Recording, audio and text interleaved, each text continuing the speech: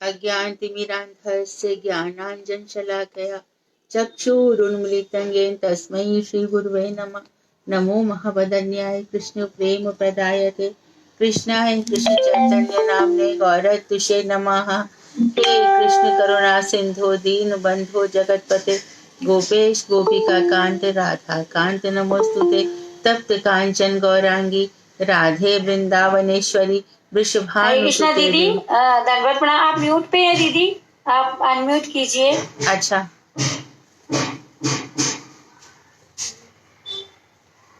तवैवास्मि ना जीवामि त्वया विना इति विज्ञाय राधिके नये मां शरणान्तिकम्। गुरुवे गौरचन्द्राय राधिकाय तदालय कृष्णाय कृष्ण भक्ताय तद्भक्ताय नमो नमः। वाञ्छाकल्पतरुश्च कृपा सिन्धुभ्येव च पतितानां पावनेभ्यो वैष्णवेभ्यो नमो नमः। श्री कृष्ण चैतन्य प्रभु नित्यानंद श्री अद्वैत गदाधर शिवासादि श्री गौर भक्त वृंद। हरे कृष्ण कृष्ण कृष्ण हरे हरे, हरे राम राम राम हरे हरे। मैं सर्वप्रथम ग्रंथ राशि देवधन तदीय रचयिता सच्चिदानंद श्री भक्ति विनोद ठाकुर के श्री चरणों में असंख्य कोटि दंडवत प्रणाम कर उनकी अहेतु की कृपा की भिक्षा करती हूँ। मैं मदीय गुरु पाद पद्म जगत वरेण्य प्रपूज्य चरण नित्य प्रविष्ट ओम विष्णुपाद अष्टोत्तर शत श्रीमद भक्ति वेदांत श्री नारायण गोसाई महाराज के श्री चरण कमलों में असंख्य कोटि दंडवत प्रणाम कर अपना कोटिशः प्रणाम ज्ञापन करती हूँ। मैं नित्य प्रविष्ट ओम विष्णुपाद अष्टोत्तर शत श्रीमद भक्ति वेदांत श्री वामन गोसाई महाराज के चरण कमलों में असंख्य कोटि दंडवत प्रणाम कर उनकी अहेतु की कृपा की भिक्षा करती हूँ। मैं उपस्थित श्रोता मंडली वैष्णव वैष्णवी सभी को यथा योग्य वंदन अभिनंदन दंडवत करती हूँ। तो हम कल पढ़ ही रहे थे कि मुक्त पुरुषों के क्या लक्षण हैं और मुक्त पुरुष किस तरह से। अच्छा, तो मुक्त पुरुष के लिए आवश्यक है कि मंत्रों का जाप ठीक से हो। ये मंत्र साधारण नहीं होते, इन मंत्रों में बहुत शक्ति होती है। हम आम तौर पर देखते हैं कि यदि किसी को विष चला जाए तो एक ओझा जो साधारण मंत्र बोलता है उस विष को उतार सकता है। तो संसार रूपी विष क्यों नहीं उतरेगा इन मंत्रों से। मंत्रों में हमारे अंदर पूरा विश्वास होना चाहिए, दृढ़ विश्वास। यदि कहो कि कोई, जैसे कि बताया, कोई जानता भी नहीं है, अनजान में उसकी सुकृति बन गई, अनजान में सुकृति बन गई। इसी प्रकार से जो भगवान का भजन कर रहा है अनजान में ही इसकी जब सुकृति बन जाती है तो इस पथ पे चल देता है। तो इसमें सबसे ज्यादा स्थिति श्रेष्ठ बताई गई कि जब किसी को गुरु का दर्शन हो जाता है, सदगुरु का दर्शन, तो सदगुरु के दर्शन से इंसान बहुत जल्दी तरक्की करता है, प्रगति करता है। और ये व्यवस्था कहाँ से होती है? भगवान श्री कृष्ण से। वही सबके हृदय में अंतर्यामी रूप में बैठकर सबका हवाला लेते रहते हैं, कौन क्या कर रहा है, किसको क्या करना है, कैसे इसको करना है। तो इसमें हमारा ही जितनी ज्यादा हमारे अंदर दृढ़ता होगी, जितनी ज्यादा हमें हमारी इच्छाएं रहेंगी कि हमें भजन में आगे बढ़ना है, हमें संसार से कोई लेना देना नहीं है, भगवान का ये संसार हम रहें ना रहें तो भी चलता रहेगा, हम किसी से बोले ना बोले तो भी चलता रहेगा। इससे हमारा कुछ बनने बिगड़ने वाला नहीं है।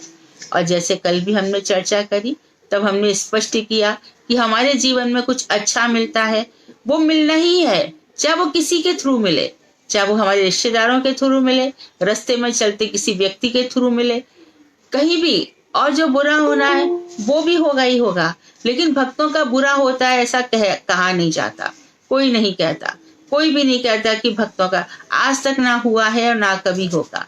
कौन ते प्रति जानी ही नामे भक्त प्रणश्यति। भक्तों के जीवन में तो प्रगति ही देखी जाती है, चहुं ओर उनका विकास देखा जाता है। ऐसा नहीं है कि एक ही जगह से उनकी प्रगति हो रही है, चारों तरफ से उनकी पर्सनैलिटी डेवलप होती है, उनका फाइनेंशियल प्रॉब्लम सॉल्व हो जाते हैं, उनका सब कुछ हो जाता है भक्त। और यदि फिर भी यदि देखा जाता है तो इसमें फिर सोचना चाहिए कि कृष्ण उनके ऊपर बहुत भारी कृपा कर रहे हैं, जैसे कि सुदामा जी। सुदामा के ऊपर बहुत देर बाद कृपा हुई, लेकिन हुई। और इसी तरह से 11वें स्कंद में हम भिक्षु ब्राह्मण का इतिहास पढ़ते हैं, मार्कंडे जी का पढ़ते हैं। होती है, देर हो सकती है, लेकिन होती जरूर है। तो इन्हीं सब विश्वास के साथ हम आगे बढ़ रहे हैं। और इसमें ये श्लोक पे हम रुक रहे थे कि जिसमें बताया है कि भगवत कृपा के बिना माया से छुटकारा पाना मुश्किल है। तो इसमें श्लोक दिया है, यनेरविन्दाक्ष विमुक्त मानिनः त्वयस्त भावात् विशुद्ध बुद्धयाः आरुह्य कृक्षेण परम पदम ततः पतन्त्वनादृत युष्मदङ्ग्रयाः तथा न ते माधव तावकः क्वचित् पश्यन्ति मार्गात् त्वयि बद्ध सौहृदाः त्वयाभिगुप्ता विचरन्ति निर्भया विनायकानि कूपमूर्धसि प्रभो। हे कमल नयन, जो लोग मैं मुक्त हो गया हूं ऐसा अभिमान करता है और आपके प्रति भक्ति से रहित है, उनकी बुद्धि शुद्ध नहीं है। वे अनेक क्लेश उठा करके मायातीत परम पद स्वरूप ब्रह्म तक को प्राप्त होकर के भगवत भक्ति का अनादर करने के कारण अधपतित हो जाते हैं। तो देखो, माया से छुटकारा, तो कल बता रहे थे कि 5 प्रकार के जीव हैं। कौन कौन से? आच्छादित चेतन, संकुचित चेतन, मुकुलित चेतन, अर्धविकसित चेतन, पूर्ण विकसित चेतन। तो 5 जीवों का भी अंत में पतन हो सकता है। ये श्लोक बहुत इंपॉर्टेंट है कि माया से छुटकारा मिल सकता है। तो उन्होंने कहा कि देखो क्या बात कही है, ध्यान दें। फिर से मैं पढ़ रही हूँ कि जो लोग मैं मुक्त हो गई हूँ या हो गया हूँ ऐसा अभिमान करते हैं, हमें अब संसार, हम लोग कहते हैं ना बार बार कि अब मुझे ऐसा नहीं होता, वह ऐसे लोगों के जीवन में ज्यादा सिचुएशंस आती है। और जो लोग ये कहते हैं कि कोशिश कर रहे हैं भगवान को अपना प्रूव करने की, या जिस तरह से भगवान रखेंगे इच्छा तो वही है कि मुक्त हो जाए, लेकिन फिर भी कोई अभिमान करता है कि मैं मुक्त हो गया हूं और आपके प्रति भक्ति से रहित है। मुक्त हो गया हूं ये अभिमान कर ले, लेकिन भक्ति बराबर बनी रहे, तो उनकी बुद्धि शुद्ध नहीं है। जैसे कि जड़ भरत ऊपर तक पहुंच गए थे, लेकिन भगवान से भक्ति उनकी कम हो गई थी, हटी गई थी। वे अनेक क्लेश उठाकर मायातीत परम पद स्वरूप ब्रह्म तक को प्राप्त होकर भी, तो काफी दिनों से बहुत मुश्किल करके माया से अतीत जो ब्रह्म है, इतने कष्ट उठाकर उनको प्राप्त किया भी, बहुत कष्ट उठाकर, लेकिन अभिमान हो गया कि अब संसार के ताप इत्यादि मुझे नहीं सताते, मैं सबसे मुक्त हूं। तो ऐसे भगवत भक्ति का अनादर करने के कारण कि वो भक्ति छोड़ देते हैं, उनका अधोपतन हो जाता है, वो नीचे गिर जाते हैं। तो मुक्त होने पर भी भक्ति से तो भक्ति बराबर करनी है। गुरुदेव कई बार कहा चुके हैं कि हाँ, अरे हम लोग भी तो अभी साधक हैं, हम लोग भी तो अभी भजन कर रहे हैं, कितने मुक्त हैं, घर परिवार मिनटों में छूट गया, बिना सोचे समझे ऐसे ही छोड़ करके आ गए 82 कथा सुनकर। लेकिन मुक्त होने का अभिमान इन लोगों में कभी नहीं देखा जाता, नित्य निरंतर भजन करते हैं और हमें शिक्षा देते हैं।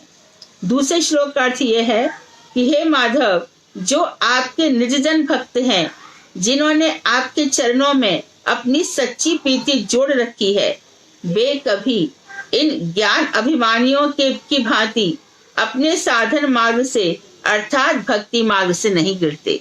जिन्होंने आपसे प्रेम कर रखा है वो आपकी भक्ति नहीं छोड़ते, कभी नहीं छोड़ते। भगवान श्री कृष्ण, देखो ध्यान दो, महारास में जब भगवान श्री कृष्ण गोपियों के नखरे उठा रहे थे, है ना, किसी का पसीना पहुंच रहे थे, किसी का हाथ पकड़ रहे थे, किसी के कंधे पर अपनी भुजा रख रहे थे, अनेकों प्रकार के भाव अभिव्यंजन कर रहे थे। हर गोपी को लग रहा था कि ये कृष्ण मेरे ही वशीभूत हैं, देखो मुझसे कितना प्रेम करते हैं। तो भगवान की अवहेलना शुरू हो गई। और इधर राधा जी को भी मान हो गया कि जितनी प्रीति मुझसे करते हैं उतनी ही प्रीति ये सबसे करते हैं। तो राधा जी भी महाराज छोड़कर चली गई। तो दोनों ही के गोपियों का सौभाग्य मद शांत करने के लिए और राधा जी का मान भंजन करने के लिए भगवान ने भी महाराज छोड़ दिया। इस बात को ध्यान रखें। तो जो लोग भगवान से अपनी भक्ति में लगे रहते हैं और जहाँ भगवान के प्रति ऐसा भाव हो गया, वे साधन मार्ग से अर्थात भक्ति मार्ग से गिर जाते हैं, लेकिन जो भगवान में लगे रहते हैं वो कभी नहीं गिरते। वे आपके द्वारा सुरक्षित होने के कारण विघ्न डालने वालों के सिर पर रखकर, और देखो उनको पता है कि आपका नाम जपते रहने से, आपकी भक्ति करने से वो सर्व प्रकार से सुरक्षित है। तो जो लोग उनकी भक्ति मार्ग में विघ्न बाधा डालते हैं, वो लोग उनके सिरों पर पैर रखकर निर्भय होकर विचरण करते हैं, किसी से भी डरते नहीं है। कहीं भी जाएं, कहीं भी बैठें, कोई भी बाधा उनके मार्ग में रुकावट नहीं हो सकती। तो स्पष्ट रूप से बताया गया कि भक्ति मार्ग में मुक्ति की अभिमान नहीं करना चाहिए, मुक्त होने पर भी भक्ति मार्ग में लगे रहना चाहिए। तो ब्रजनाथ ने कहा, अच्छा जो माया मुक्त जीव है ये कितने प्रकार के हैं? तो बाबा जी ने कहा कि माया मुक्त जीव 2 प्रकार के हैं। माया से मुक्त, एक तो जो नित्य बद्ध थे वो अभी माया से मुक्त हुए, और जो नित्य बद्ध से मुक्त हुए, नित्य मुक्त हैं और जो बद्ध होकर मुक्त हुए। तो जो जीव कभी भी माया द्वारा बंधे नहीं है वे नित्य मुक्त जीव हैं। वो लोग क्यों आते हैं संसार में, है ना? क्यों आते हैं? हम लोगों का उद्धार करने के लिए। तो ये सब कौन है? बलराम जी के अखंड प्रकाश हैं। यहाँ वहाँ इस तरह से बलराम जी प्रकट किया करते हैं। नित्य धाम में तो भगवान की सेवा करते हैं। अरे स्वयं बलराम जी भी तो वैसा ही करते हैं, सारे रसों से भगवान की सेवा करते हैं। शांत रस, दास्य रस, सख्य रस, वात्सल्य रस, मधुर रस। शांत रस में वो यमुना का किनारा बन जाते हैं, बैत सींगा बन जाते हैं। वो अलग बात है कि वृंदावन में शांत रस का प्रवेश नहीं है, शांत रस वृंदावन से बाहर है। और वहां पर फिर दास रस रक्तक पत्रक के अनुगत्य में, सख्य रस श्रीदाम वसुदाम, और वात्सल्य रस माँ यशोदा, और मधुर रस। अच्छा, मधुर रस में भी जब बलराम जी का मन नहीं भरता हर प्रकार की सेवाओं के करने से, वात्सल्य रस में इतना लाड लड़ाते श्री कृष्ण को कि जब वो वन में जाते हैं तो अपनी गोदी में लेटा लेते हैं, उनके पाद संवाहन करते हैं, बड़ा प्यार करते हैं, बड़े ध्यान से। और मैया भी कहते हैं कि बलराम तुम बड़े भैया हो, ध्यान रखना कृष्ण को कुछ चोट बोट ना लगे। तो इस तरह से पूरा वात्सल्य भाव उनका रहता है। वो अलग बात है कि जब महाभारत का युद्ध हुआ तो बलराम जी वहां नहीं रहे, उन्होंने कहा कौन इस युद्ध को देखता है, और श्री कृष्ण वहां थे। तो उनको पता था कि श्री कृष्ण का सामना करने की सामर्थ्य किसी में नहीं है। भीष्मपिता ने अर्जुन के रथ को एकदम बाणों से धराशायी करने की कोशिश की। भगवान श्री कृष्ण अर्जुन की रक्षा में लगे रहे, लेकिन वो जानते थे कि उनके जो प्राणनाथ हैं पार्थ सारथी भगवान, तो भीष्म ने कौन से भगवान श्री कृष्ण के किस रूप की आराधना की थी? पार्थ सारथी रूप की, कि मैं जब भी आपका दर्शन करूं मैं यही देखूं कि आप पार्थ अर्जुन का रथ चला रहे हैं, आप अर्जुन के सारथी हैं। तो इस प्रकार से उनको वही दर्शन मिला, और भगवान ने उनके भक्त के प्रेम के युद्ध में भी भक्त वत्सलता उनकी छूट नहीं रही है। भीम ने कहा था, भगवान ने कहा मैं शस्त्र नहीं उठाऊंगा, और भगवान ने कहा, भीष्म ने कहा कि मैं आपका भक्त नहीं यदि मैं आपसे शस्त्र नहीं उठवा लूं। तो अंततः भगवान ने अपने भक्ति की प्रतिज्ञा रखी, और बात बात पे अपनी प्रतिज्ञा तोड़ देते हैं। शंकर जी कुछ कहे, ब्रह्मा जी कुछ कहे, तो शंकर ब्रह्मा किसी को वरदान दे देते हैं तो भगवान राक्षसों का भी सामना करते हैं। यद्यपि वो शंकर जी से कहते हैं, हे शंकर आप आशुतोष हैं, बड़ी जल्दी प्रसन्न हो जाते हैं, पर आप किस तरह से इन राक्षसों को वरदान दे दिया करते हो। तो अपने भक्तों के लिए रक्षा के लिए उन राक्षसों का भी सामना करते हैं। ये सब वरदानी है ब्रह्मा जी शंकर जी, इसमें शंकर जी तो विशेष रूप से। तो हिरण्यकश्यपु हिरण्याक्ष ये ब्रह्मा जी से वरदान मांग लेते हैं कभी नहीं मरने का, लेकिन भगवान इन लोगों को धराशायी करके रख देते हैं। तो सबसे ज्यादा जो महा वरदान्य है भगवान श्री कृष्ण, वो हर प्रकार से भक्तों की कहीं भी किसी भी स्थिति हो रक्षा करते हैं। श्रीमद् भागवत ऐसी भक्तों के जीवन से भरा पड़ा है। दुर्वासा जी ने अम्बरीश पर क्रोध किया, कृत्या राक्षसी अपनी जटा से निकाल कर फेंकी, तो क्या हुआ? कृत्या राक्षसी दुर्वासा का ही पीछा करने लग गई। तो कहीं भी देखा नहीं गया है जो भक्त है साधन कर रहा है उसका पतन होता है। तो माया मुक्त जीव दो प्रकार के हैं, नित्य मुक्त जैसे गुरुदेव वगैरह, और बद्ध मुक्त जैसे कि हम लोग सब कोशिश कर रहे हैं बद्ध जीव मुक्त होने के लिए। तो जो जीव कभी भी माया द्वारा बद्ध नहीं होते हैं वे नित्य मुक्त जीव हैं। नित्य मुक्त जीव भी दो प्रकार के हैं, एक तो ऐश्वर्यगत नित्य मुक्त जीव और दूसरे माधुर्यगत नित्य मुक्त जीव। तो जैसा कि नाम से स्पष्ट है, जे भगवान के ऐश्वर्य को देख करके और दूसरे भगवान के माधुर्य को देख करके। तो ऐश्वर्यगत नित्य मुक्त जीव बैकुंठपति श्री नारायण के पार्षद हैं तथा पर व्योमस्थ बैकुंठ में रहने वाले मूल संकर्षण के किरण कण हैं। तो पहले भी बताया कि जो बैकुंठ के जीव हैं, गोलोक धाम के जीव हैं, ये किससे निकलते हैं? मूल संकर्षण से। मूल संकर्षण के चित्कर्ण जीव हैं, किरण कण है मूल संकर्षण से। तो बैकुंठनाथ भगवान नारायण की सेवा किया करते हैं।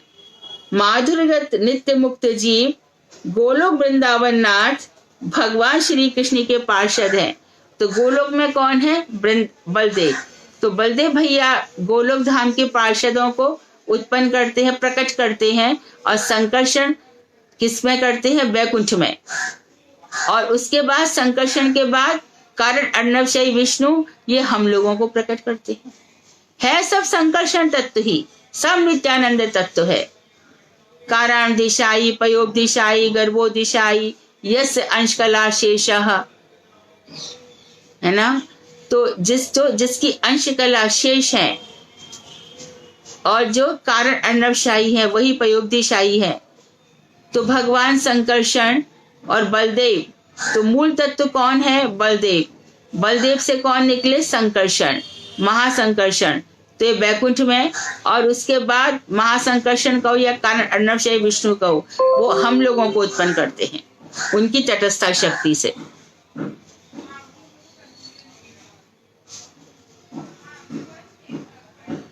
बद्ध मुक्त जीव तीन प्रकार के हैं, ऐश्वर्यगत, माधुर्यगत और ब्रह्म ज्योतिर्गत। इनका प्रकार बताया। जो साधन काल में ऐश्वर्य प्रिय होते हैं, ऐश्वर्य कादम ने लिखी, भगवान की महिमा देखकर भगवान के ऐश्वर्य से प्रभावित हो जाते हैं, वे ऐश्वर्यगत जीव हैं। साधन काल में जो लोग माधुर्य प्रिय होते हैं वे मोक्ष करने के बाद नित्य वृंदावन आदि धामों में सेवा सुख का भोग करते हैं। तो वहां पर जैसे कि नित्य जगत में किशोरी जी है, वहां पर जो जमुना जी हैं वो नील वर्णा है, वहां पर सुंदर सुंदर कमल खिले हुए हैं। किशोरी जी अपना छोटा सा सुंदर सा तप्त कांचन गौर वर्ण का बहुत ही सुंदर कई कई चिन्हों से अंकित पैर यमुना जी पे रखती है, तो उनकी प्रति छाया पड़ती है। उसी को देख करके सब माधुर्य में खो जाते हैं। तो माधुर्यगत जीव वृंदावन धाम को प्राप्त करेंगे, ऐश्वर्यगत द्वारका में चले जाएंगे और या बैकुंठ में चले जाएंगे। और जो जीव साधन काल में अभेद अनुसंधान में तत्पर होते हैं, अर्थात हम ब्रह्म के ही हैं, वे मोक्ष प्राप्त कर ब्रह्म सायुज्य रूप सर्वनाश को प्राप्त करते हैं।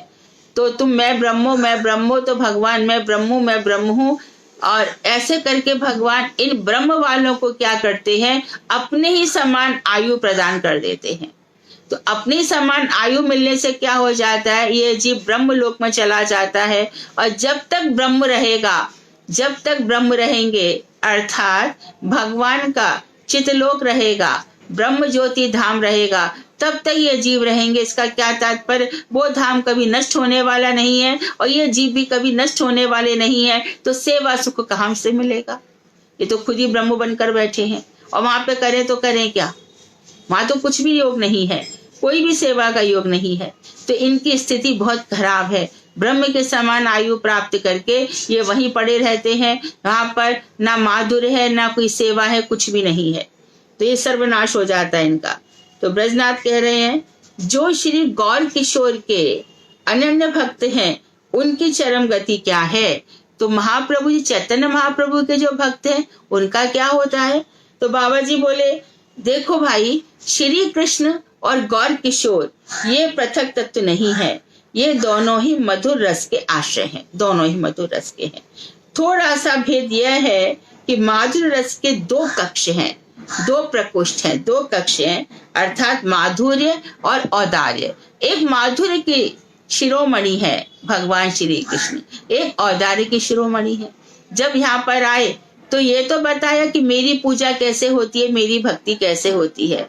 चैतन्य महाप्रभु अनर्पितम चरिम चिरात करुणावतीर्णा कलो समर्पितो मुन्नो तो जल रसम स्वभक्ति श्रियम, अपनी भक्ति श्री बताई उन्होंने कि मेरी भक्ति कैसे की जाती है।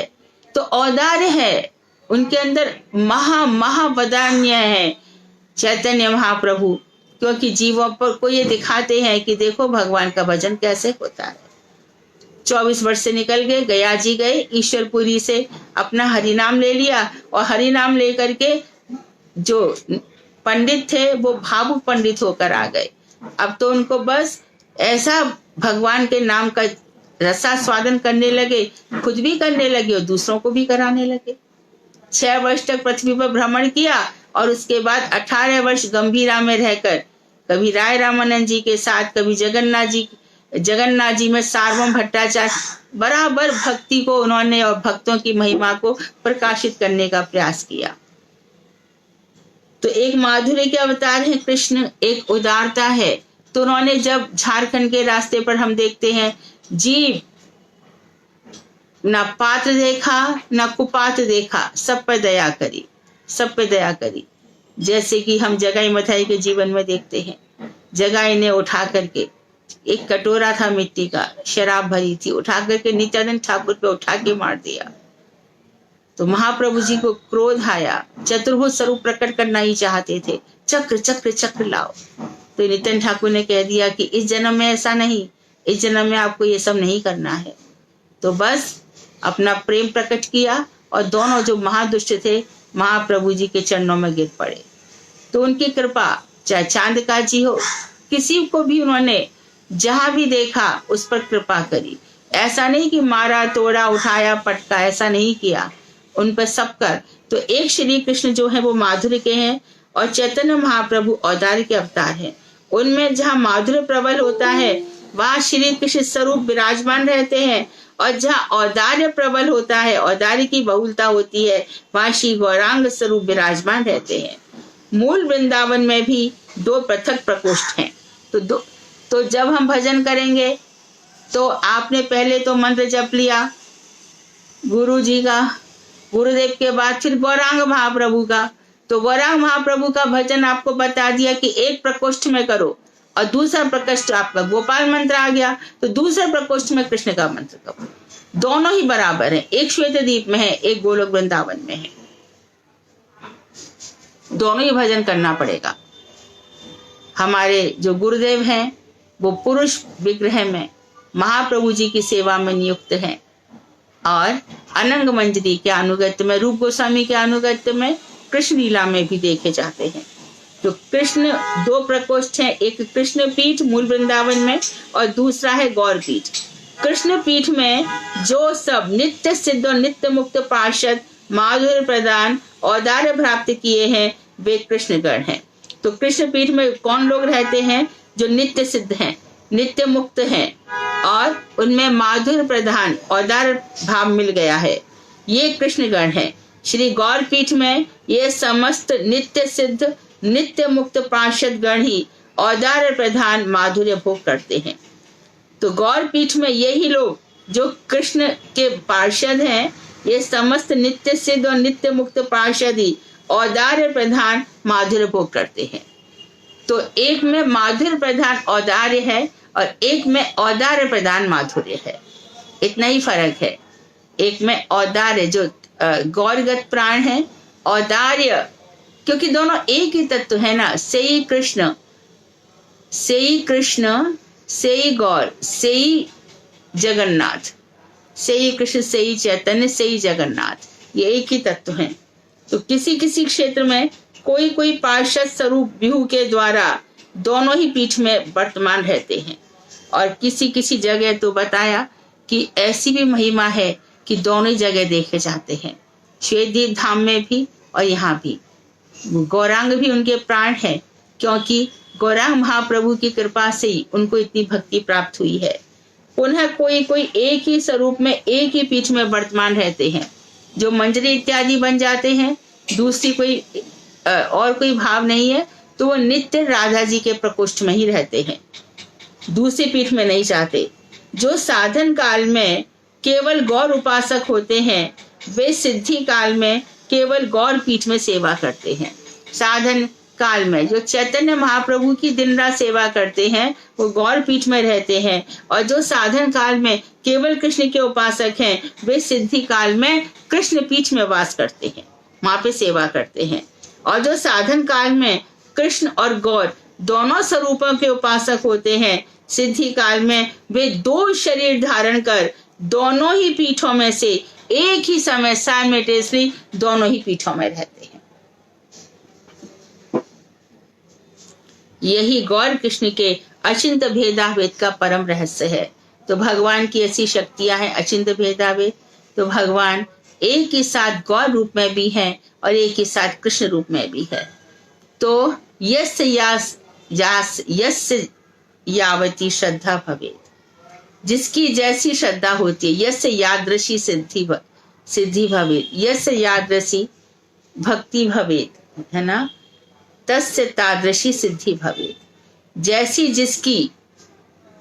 जिसकी साधना होती है वैसी उसकी सिद्धि होती है। तो सब कुछ डिपेंड करता है हमारी अपनी साधना पर। तो जो मंत्र मिले हैं और जो महामंत्र मिला है, तो उसमें से हम कितने कितने और फिर महामंत्र के कितने कितने भजन करते करते अर्थ प्रकट होते चले जाते हैं, हमारा स्वरूप प्रकट होता चला जाता है।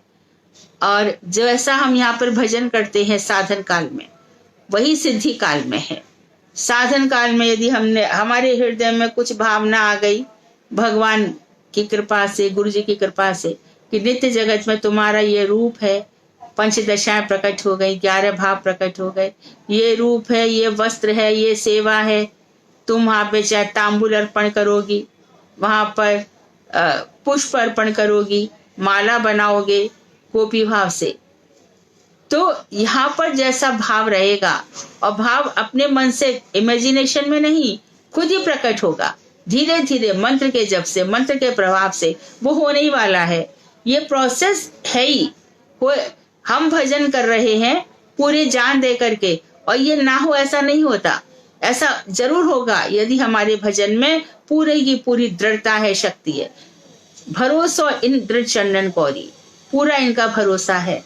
तो भगवान के नाम से, रूप से, गुण से, अरे जहाँ तो ऐसा सवाल है कि जो एक बार अजामिल ने नाम जपा तो उसको हरिद्वार मिल गया, और जो दिन रात भगवान की महिमा समझकर, भगवान ने स्वयं कहा है कि देखो जो लोग मुझे अनजाने में भी मेरा नाम जपते हैं उनकी तो सिद्धि होती है, लेकिन इन गोपियों ने तो मुझे सब कुछ जानकर, सब कुछ समझकर मुझे अपना प्राण दिया, तो इनकी क्या गति होगी मैं क्या बताऊं। मैं तो इनका ऋणी बनकर रह गया, क्या दूं मैं इनको।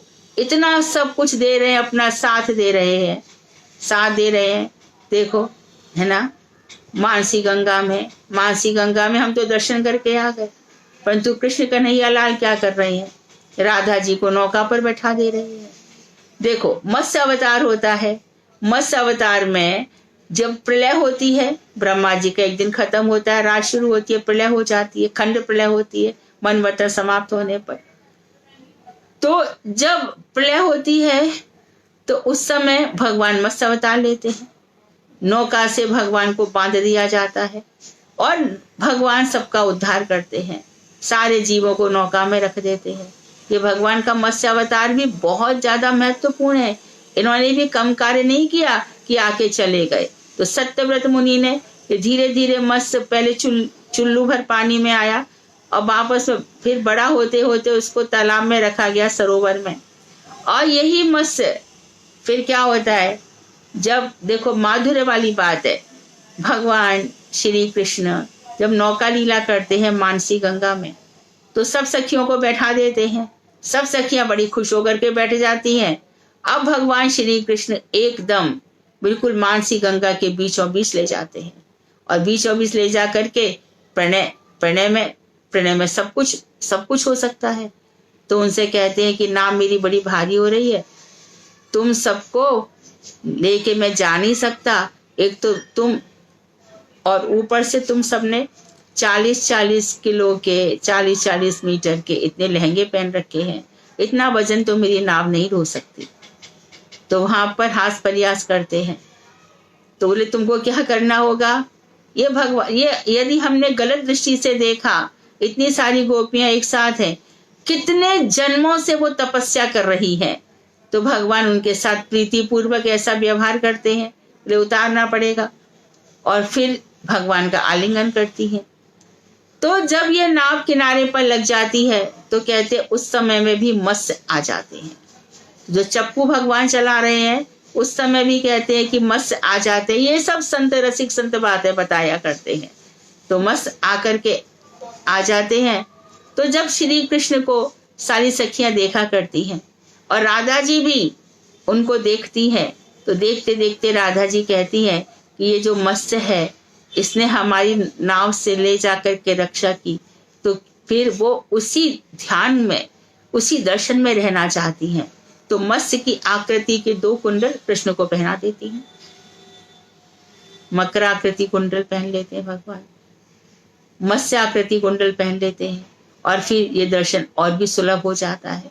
यादें रह जाती हैं, इन यादों को जागृत करने के लिए।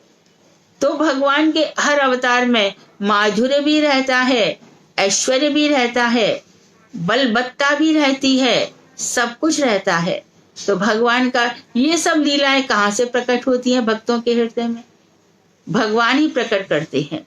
तो नौका लीला इतनी सुंदर है। गुरुदेव तो मानसी गंगा जाएंगे तो तुरंत इस लीला को याद करते थे, तुरंत ही बताते थे, नौका लीला सुनी है ना, नौका लीला जानती हो ना, और तुरंत उनका शुरू हो जाता था। आंखों में अविरल अश्रुधारा, नीले नीले नेत्रों में राधा कृष्ण का दर्शन हो रहा है और ये सब प्रकट कर रहे हैं। तो ऐसे गुरुओं के दर्शन से ही तो ये सब होगा ना। और ये सब दर्शन कब मिलेंगे? कानों से भी दर्शन होता है। जैसे कि हमने कथा सुनी तो कथा सुन करके कानों से यहाँ पर आकर ये कथाएं बैठ जाती हैं और ये कथा जो सुना है वो ऐसी चला जाएगा नहीं, एक दिन इसकी स्फूर्ति होगी, जरूर प्रकट होंगी ये सब चीजें, क्योंकि हम उस दिशा की ओर बढ़ चले हैं जहां पीछे हटना तो बहुत मुश्किल है।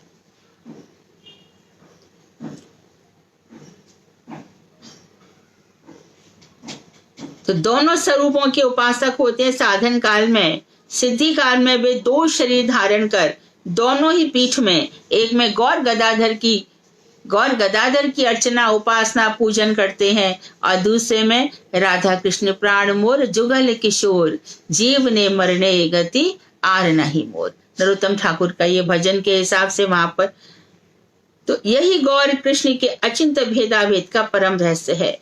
जहां तक माया मुक्त अवस्था संबंधी उपदेशों को सुनकर, तो माया मुक्त अवस्था, माया से मुक्त लोगों की क्या अवस्था रहती है, श्रवण कर ब्रजनाथ और अधिक स्थिर न रह सके, भावाविष्ट हो गए। भावावेश में जो वृद्ध वैष्णव बाबा जी के चरणों में गिर पड़े। बाबा जी महाशय ने रोते रोते ब्रजनाथ को उठाकर गले से लगा लिया। यदि बाबा जी भी ये सब बात छुपा लेते तो जैव धर्म पर अभी प्रकट होता। अभी ब्रजनाथ देखो, ब्रज भागवतामृतम में गोप कुमार की कैसे तरक्की देखी। इसी प्रकार से हम यहाँ पर चैप्टर टू चैप्टर देख रहे हैं कि किस तरह से जीव की प्रगति होती जा रही है। अभी तक जिन बातों को छुपा के रखा गया, आगे सच्चन भक्ति में ठाकुर रह ना सके और भजन की जो अंतर्गत बातें हैं वो प्रकट कर दी। अब आगे आगे रस विचार तक पहुंचते पहुंचते तो वो क्या करेंगे। तो चाहते हैं ना कि हम सब जीवों का वैसा हो। मंत्र चाहिए, मंत्र जप में हमारी पूर्ण निष्ठा रुचि आसक्ति होनी चाहिए। फिर बाबा जी महाशय रोते रोते ब्रजनाथ को उठा करके गले से लगा लिया। रात बहुत हो गई थी। ब्रजनाथ बाबा जी महाशय से विदा होकर घर लौटे। सारा रास्ता बाबा जी के उपदेशों के चिंतन में विभोर हो गए। तो सुना और सुन करके फिर जीवन में अप्लाई किया, अपने भजन में अप्लाई किया। हमें कहा गया है कि इस तरह से हमें साधन करना होगा।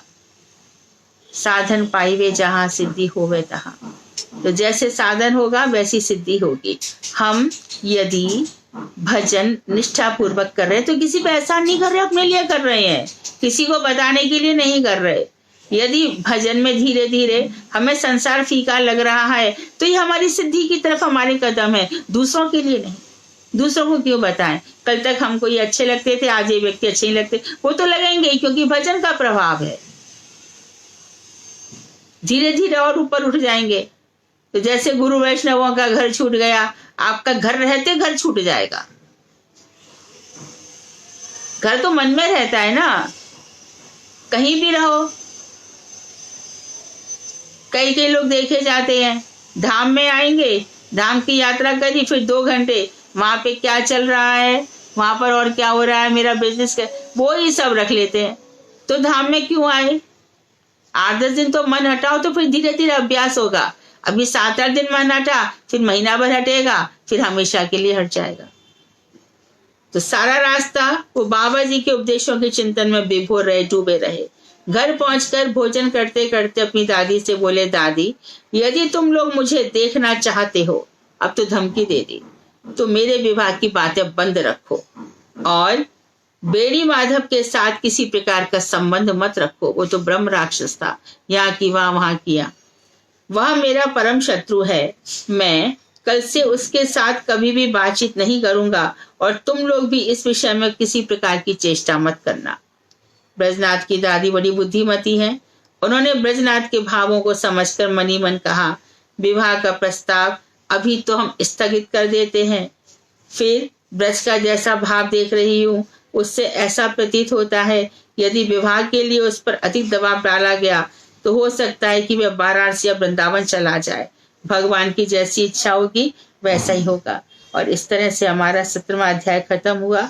और ये जो बहुत ही इम्पोर्टेंट चीज है, ये जो 10 मूल तत्व हैं उसमें प्रमेय के अंतर्गत भेदाभेद विचार है। जैसे कि हम बार बार पढ़ रहे हैं, भगवान से जीव में भेद भी है और अभेद भी है। तो अभी हम अगला 10 मूल शुरू कर रहे हैं। बेड़ी माधव बड़ा ही दुष्ट व्यक्ति था। ब्रजनाथ ने इतना अपमान कर दिया तो उसने सोचा कि ब्रजनाथ ने मेरा तिरस्कार किया है, अच्छी बात है, मैं ब्रजनाथ को और साथ ही बाबा जी दल को भी इसका मजा, अकेले बाबा जी नहीं, पूरे बाबा जी दल को इसका मजा चखाऊंगा। उसने कुछ दुष्ट लोगों से मिलकर ब्रजनाथ को अच्छी तरह से पीटने के लिए षड्यंत्र रचा कि कैसे भी करके इसको पीटा जाए।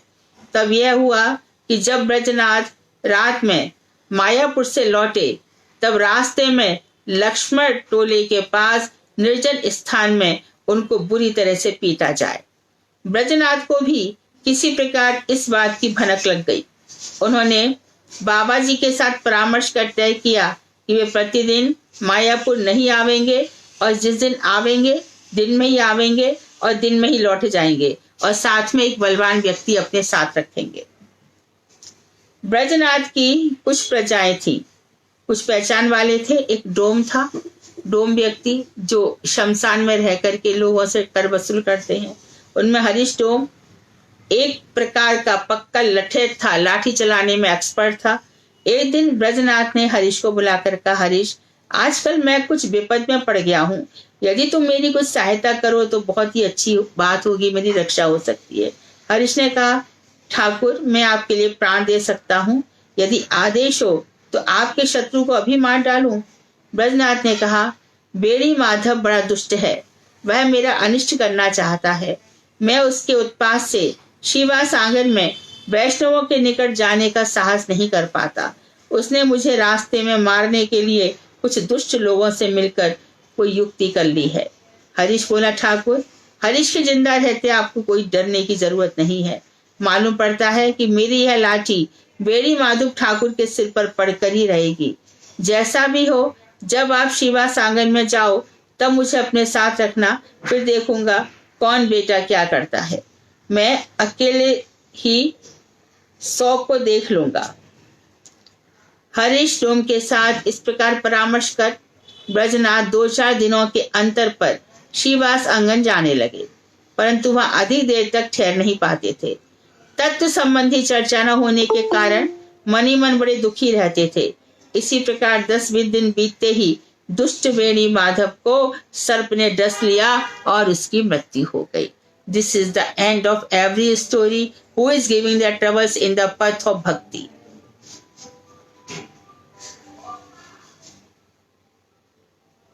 यही है, यही हो जाता है। इसलिए पूर्ण विश्वास के साथ, पूर्ण श्रद्धा के साथ आगे बढ़ो। बेड़ी माधव के मरने की खबर सुनकर ब्रजनाथ ने मनी मन सोचा, क्या वैष्णव विद्वेष के कारण उसकी यह गति हुई? वैष्णव से उसने शत्रुता की। इसलिए तो हम कहते हैं ना, जो कुछ कोई कर रहा है अपने लिए कर रहा है, हमारा कोई कुछ भी नहीं कर रहा। If they are trying to put us in troubles, they have to suffer. हमारा कुछ नहीं चाहता है, कुछ भी नहीं। वो अपने लिए ही बीज बो रहा है। जो तो को काटा बोए, बाय बोई तो फूल, तो को फूल के फूल है, बाकू है त्रिशूल। यही भगवान का विधान है। तो ब्रजनाथ ने मनी मन सोचा, क्या वैष्णव विद्वेष के कारण उसकी ऐसी गति हुई है? पुनः सोचा, अद्य वा शब्द शांतेवा मृत्यु वही प्राणी नाम ध्रुवाहा। आज हो या कल हो, प्राणी की मृत्यु निश्चित है। परमायु समाप्त हो गई, मर गया। अब मेरे शिवास आंगन आने जाने का कंटक दूर हो गया। तो कोई मर गया तो दुख हुआ क्या उनको? कोई सोचेगा, अरे मेरी वजह से मर गया, अरे ऐसा हो गया। वो कौन सोचता है? जो जिएगा वो मरेगा ही। जातस्य मृत्युर्ध्रुवम्। जो उत्पन्न हुआ है उसकी मृत्यु निश्चित है, आज नहीं तो कल मरेगा। मरा तो हमारा क्या, वो किसी ब्रह्मांड में कहीं घूम रहा होगा। और मानो हमारे कर्म जैसे रहेंगे, वही कोई रूप धारण करके आ जाएगा, कोई भी रूप धारण करके। कभी कभी लगता है हमको प्यारा बेटा, प्यारी बेटी, लेकिन वो हमारे साथ ऐसा व्यवहार करते कि कोई शत्रु भी ना करे। एक दफे मैंने घटना बताई थी, सच्ची घटना। एक बैजनाथ चतुर्वेदी थे, उनके शायद रिश्तेदार कथा सुन भी रहे हो। तो उनका जो बेटा था, उनके इंटेस्टाइन में, छोटी सी हाथ में बहुत सारे प्रॉब्लम्स आ गए थे। काफी साल पुरानी बात है, 25-30 साल तो कम से कम हो गए होंगे। तो बताते हैं कि जितना भी यहाँ बम्बई में भयंदर में उनका घर था, 2-3 घर ले रखे थे, वो बिक गए, शेयर्स बिक गए। 24 साल का लड़का था, 3 महीने की बच्ची थी। दिन रात प्रयास करते रहे, लेकिन किसी भी प्रकार से। और लड़का भी, यदि बात कही जाए तो बड़ा अच्छा लड़का था। हमारे मथुरा में वो गली का सबका ही लाडला था, सबसे हंस के बात करता था। और यदि राकेश तू बाजार जा रहा है तो हमारा इतना सा काम कर देना, चाहे कितना भी उसको कुछ भी इम्पोर्टेंट काम हो, उसके मुंह से मना नहीं निकलती थी।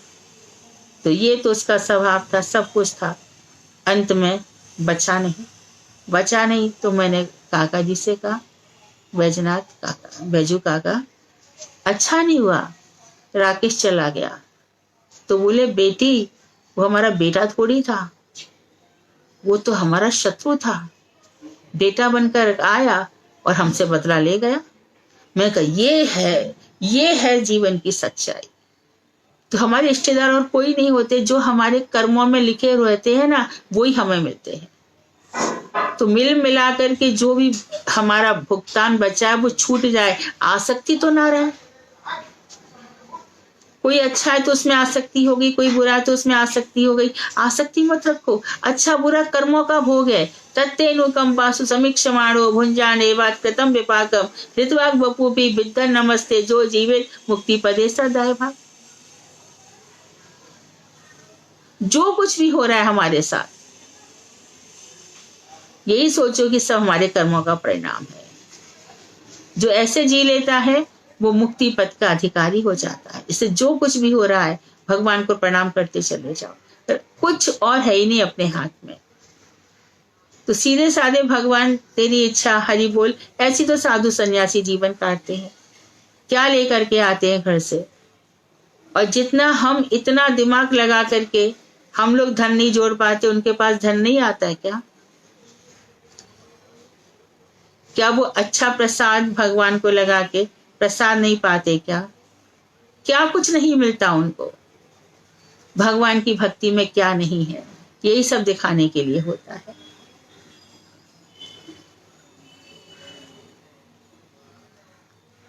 तो परमायु समाप्त हो गई, मर गया। अब मेरे शिवा सांगन आने जाने का कंटक दूर हुआ। ब्रजनाथ उसी दिन संध्या के बाद शिवा सांगन में पहुंचे और बाबा जी महाशय को प्रणाम कर बोले, आज से मैं फिर से आपके घर में उपस्थित हो जाऊंगा, आपके चरणों में। जो वो बाधा स्वरूप था वेणीनाथ, आज इस संसार को छोड़कर चला गया। परम कारुणिक बाबा जी महाशय इस अनुदित विवेक जीव की मृत्यु की खबर से पहले तो बड़े दुखी हुए। अनुदित विवेक, जिसमें विवेक उदित ही नहीं हुआ है। अरे तू कोई आ रहा है जा रहा है, तेरे घर में क्या जा रहा है? तू क्यों उसके जीवन में दखल अंदाजी कर रहा है? तो पहले तो उन्होंने दुख जताया, तदंतर कुछ स्थिर होकर बोले, स्वकर्म फल भुक पुमान, पुरुष अपने कर्मों का फल भोग करते हैं। जीव कृष्ण का है, कृष्ण उसे जहां भेजेंगे वह वहां जाएगा। बाबा तुम्हें और कोई कष्ट तो नहीं है? ब्रजनाथ बोले, मुझे तो केवल यही कष्ट है कि मैं इतने दिनों तक आपके उपदेशामृत से वंचित रहा। आज पुनः श्री 10 मूल के बचे हुए उपदेशों को सुनना चाहता हूँ। बाबा जी बोले, मैं तुम्हारे लिए सर्वदा प्रस्तुत हूँ। अथा तो ब्रह्म जिज्ञासा, धर्म अर्थ काम मोक्ष, पहला सूत्र है वेदांत का। वेदांत के 565 सूत्र हैं। तो हम विचार कर रहे हैं कि उसकी छोटी छोटी वीडियो क्लिप्स निकाल देंगे 5-5 मिनट की, नहीं तो ये वेदांत पुस्तकों में रखा रह जाएगा। उसकी कैसी महिमा है, व्यास जी ने कितना सुंदर लिखा हुआ है। तो मैं निश्चित रूप से गौर प्रिया संध्या जी है यहाँ पर, गौर प्रिया से मैं रिक्वेस्ट करूंगी कि वो क्या व्यवस्था करेगी।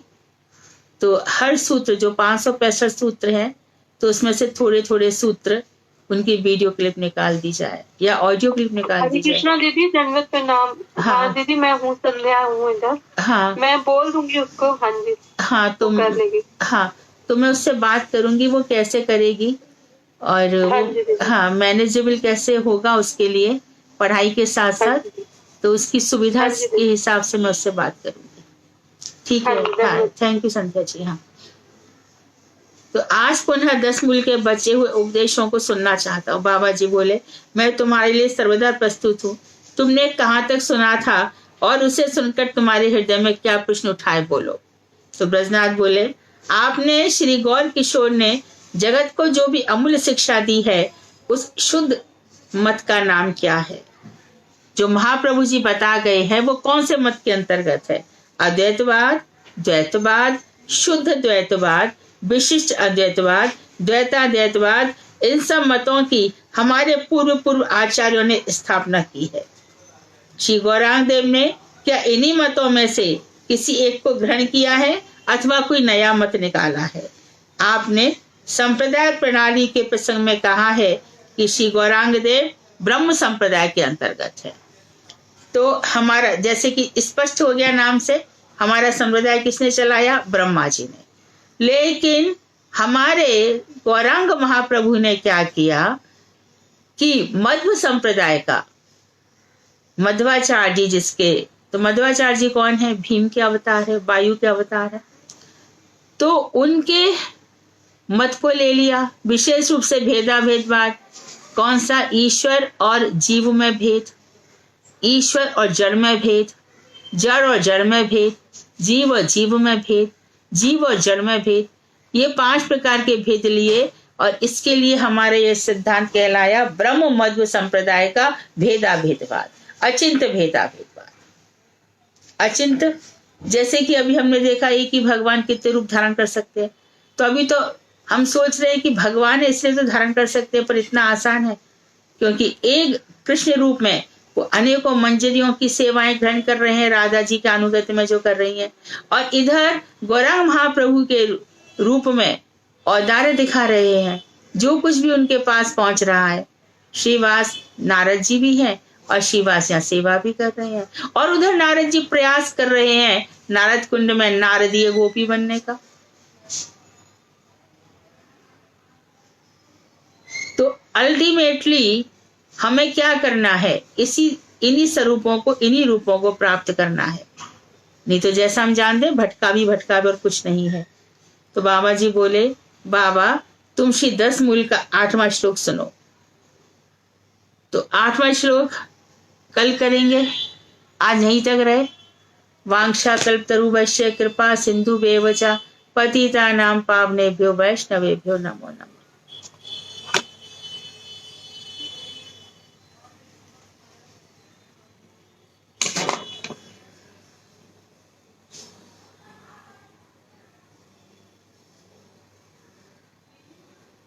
यस। हरे कृष्णा दीदी। हाँ दीदी ये बताइए, जैसे आपने अभी बताया कि जो कृष्ण राधा कृष्ण को भजते हैं वो राधा कृष्ण की लीला में प्रवेश करते हैं, और जो राधा कृष्ण और गौर सुंदर दोनों को भजते हैं वो महाप्रभु की लीला में भी प्रवेश करते हैं। दोनों लीलाओं में जाएंगे, जो दोनों को भज रहे हैं वो दोनों में जाएंगे, जैसे गुरुदेव। हाँ।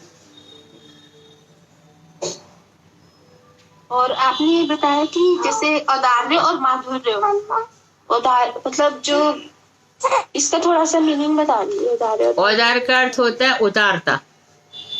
जैसे बताया ना कि उन्होंने देखा ही नहीं, पात्र कुपात्र सब पर अपनी उदारता पर सबको भक्त बनाया, और भगवान श्री कृष्ण का माधुर्य बहुत अधिक है। वहां माधुर्य कहाँ है, वहां तो विष्णु प्रिया का त्याग है। शची माता देखती रह जाती है, निदिया घाट पर एकदम फलांगे चले जाते हैं। तो वहां पर तो विष्णु प्रिया को भी औदार्य दिखाया, सबको औदार्य दिखा रहे हैं।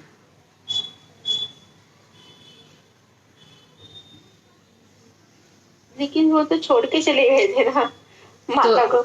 हाँ, तो फिर तो वैसे भी लीला करने आए थे, तो छोड़कर भी शची माता को ईशान को रख गए थे, और ईशान उनकी देखभाल करते थे, और वहां सामान इत्यादि भी पहुंचाया करते थे।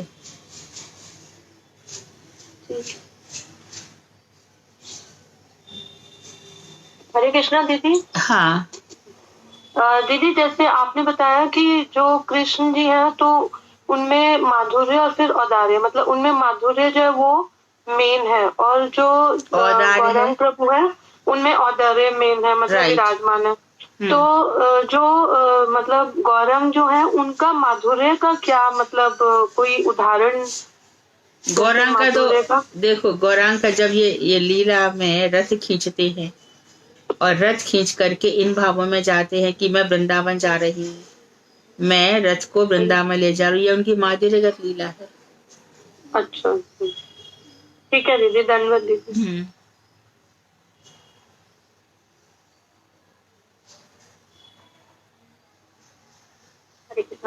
प्रणाम।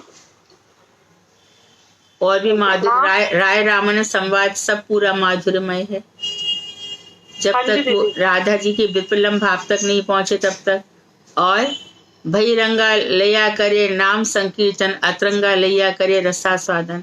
अंदर बैठ करके क्या करते हैं, राधा भाव में श्री कृष्ण की माधुर्य लीलाओं की याद करते हैं ना, याद कर करके कैसे क्रंदन करते हैं। हाँ हाँ बोलो, हाँ बोलो बोलो। हरे कृष्ण दीदी, दंडवत प्रणाम। हाँ हाँ। दीदी मेरा ना एक क्वेश्चन का आज हल हो गया। मैं पहले ना जब इसमें हरि नाम में आई थी तो मैं सोचती थी कि हमारे गुरुवर्ग है वहाँ नवदीप भी चले जाते हैं, गोरमा हरि बोल इधर ब्रज में भी आ जाते हैं, फिर वहाँ भी चले जाते हैं उसमें जगन्नाथपुरी में। कि पता नहीं क्या, मतलब मैं सोचती थी पता नहीं क्या सिस्टम है, क्यों कहते हैं कि एक के साधे सब सधे, या तो और वो उसमें आज मुझे इस चीज का मतलब क्लियर हो गया कि ये मतलब जो आपने बताया कि अचिंत्य वेदा वेद का परम रहस्य है ना दीदी। बिल्कुल बिल्कुल सही वो समझ सब में आया ना?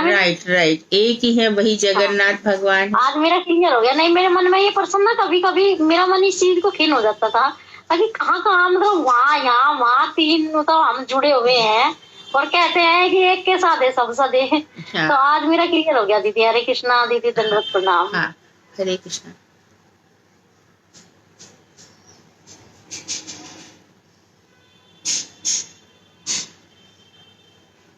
कोई और?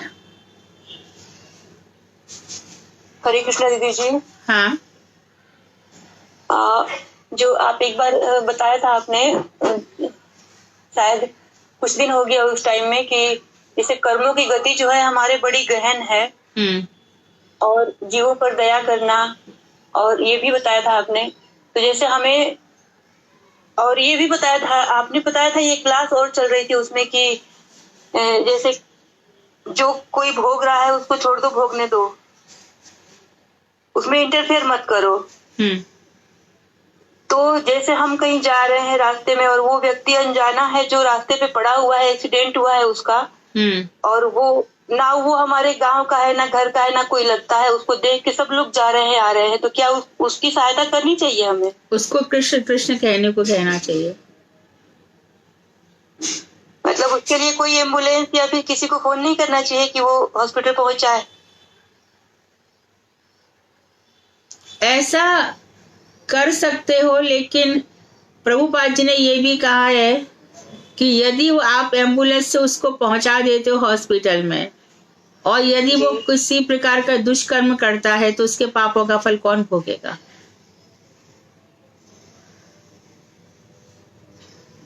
यदि वो सद व्यक्ति है, यदि अच्छा है, तब तो अच्छा है का मतलब फिर भी अच्छा मायाबद्ध है, लेकिन भगवान का भजन नहीं करता तो अच्छा बुरा कुछ मतलब नहीं होता।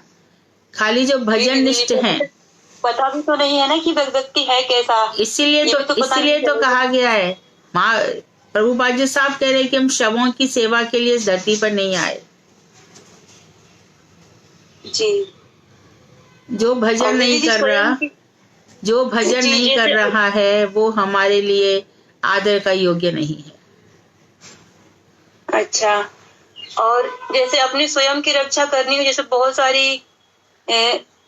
सारी चींटियां हों और ऐसे हमारे घर में बिखरी हुई हो, हम जमीन में लेटते हैं, तो फिर अगर वो हमारे ऊपर जैसे रात में काटे, चाहे कभी भी काट ले, तो उसके लिए हमें अपनी सुरक्षा करनी चाहिए ना? ऐसी जगह सोना ही नहीं चाहिए जहाँ चींटियां हैं। हाँ, पर दीदी जी हम ना नीचे ही सोते हैं, बिस्तर बेड वेड नहीं है हमारे पास में, हम नीचे ही सोते हैं। हाँ, तो फिर चींटियों को भगाने की कोशिश करो कि चींटियां ना आए। जैसे कि कोई लोग आटा डाल देते हैं, कोई लोग ऐसे शक्कर डाल देते हैं, कुछ तो करते हैं। पर दीदी मैं वो एक लक्ष्मण रेखा आता है, उसको जब घुमा देती हूँ चारों ओर चटाई के, तो वो उधर मर जाती हैं सारी। कोशिश यही करो कि चींटियां पैदा ही ना हो। घर को साफ सुथरा रखो, किसी प्रकार का कोई कणका नीचे ना गिरे। ऐसा दीदी जी आज तो बहुत सारी ऐसा हो गया मुझसे, इसलिए मैंने ये प्रश्न पूछा कि फर्श है और ठंडी की वजह से वो निकलती हैं, गर्मी की वजह से कभी कभी। हाँ, तो कोशिश यही करो, क्योंकि चींटियां ही रह, जब सनातन गोस्वामी जब बहुत मच्छर खा रहे थे तब वहां पे भजन नहीं हो सकता है करके चल पड़े, तो शंकर जी आए, उन्होंने कहा आज से इस स्थान पर चकलेश्वर पर मच्छर नहीं आएंगे, तुम भजन करो, तो तुम्हारे भजन के प्रताप से चली जाएंगी, चिंता मत करो। जी बहुत चींटियां मरी, बहुत अफसोस हुआ, लेकिन फिर मैं जोर जोर से हरिनाम की, मैं बोली जाओ तुम लोग जा रही हो, लेकिन मैं हरिनाम कर रही थी कि तुम लोग जाओ नाम सुन के भगवान का, क्योंकि परेशानी हो रही थी मुझको। चली जाएंगी, भजन के प्रभाव से चली जाएंगी। घर की ऐसा कुछ व्यवस्था कर लो ना कि वो आए ही नहीं। हरे कृष्णा दीदी, राधा जी, मैं कॉपर का जो पैसा होता है मैं द्वार पे रख लेती हूँ, तो चींटी आते नहीं घर में। क्या रख लेती हो? कॉपर का जो पैसा होता है, तांबे के पैसे द्वार, हाँ जी, द्वार पे रखने से अंदर नहीं आएंगे। सुना तुमने राधिका? जी दीदी जी। हाँ, तो तुम ऐसे ही करो। पैसा खरीदना पड़ता है क्या? मालिनी जी जो भी पैसा हो पर्स में कॉपर का जो बनाया हुआ है, तो तुम कॉपर का लोटा भी ले सकती हो, है ना? कॉपर का कोई छोटी छोटी द्वार पे रख लेना, तो देखो अंदर नहीं आएंगे। ये लोग पसंद नहीं करते हैं ना, ऐसे मरेंगे भी नहीं। हमारी प्रॉब्लम ही सॉल्व हो गई। चलो, आज तो बहुत चीटियां मरी दीदी जी, और मरते वक्त मैं उनको हरिनाम सुना रही थी। मैं बोली मुझे परेशानी हो रही थी हरिनाम करने में, और तुम लोग को मैं और क्या करती। मैंने मारना नहीं है। हाँ, तो तुम ऐसे ही करो जैसे मालिनी जी बोल रहे, कॉपर रख दो, कॉपर का कोई बर्तन रख दो तांबे का, और ये देखो फिर क्या होता है। अगले 1-2 दिन में देखते हैं, कुछ रास्ता निकालेंगे भगवान। हाँ दीदी, कॉपर के बर्तन में पानी डालना है? दंडवत नहीं, कुछ नहीं डालना है, ऐसे ही रख देना है द्वार पे। खाली ऐसे ही रख दें तो नहीं आएंगी। ठीक है दीदी। हरे कृष्णा दीदी, दंडवत प्रणाम। हाँ दीदी, जैसे बोलते हैं कि राधा कृष्ण की प्राप्ति या भक्ति के लिए गौर हरि के चरणों में जाना पड़ता है। तो फिर अगर उनके चरणों में गए, उनसे भक्ति करें, तो फिर अगर राधा कृष्ण की प्राप्ति करनी तो फिर उनसे कैसे निकल के फिर राधा कृष्ण के। देखो, इसमें ये कह रहे हैं कि तुमको 2 जगह जाना है, तो 2 प्रकोष्ठ में भक्ति करनी पड़ेगी। और हमारे यहाँ मंत्र भी दे रहे हैं, दीक्षा जब देते हैं तो गौर मंत्र है, गौर गायत्री भी है, और गोपाल मंत्र है, गोपाल गायत्री भी है। तो दोनों प्रकोष्ठ की हमारे गुरु वर्ग दोनों प्रकोष्ठ में जा रहे हैं।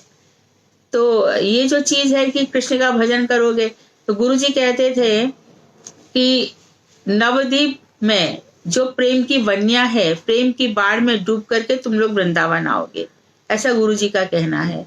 तो महाप्रभु से सीखना पड़ेगा कि भजन कैसे होता है। ठीक है दीदी, दंडवत प्रणाम। हाँ।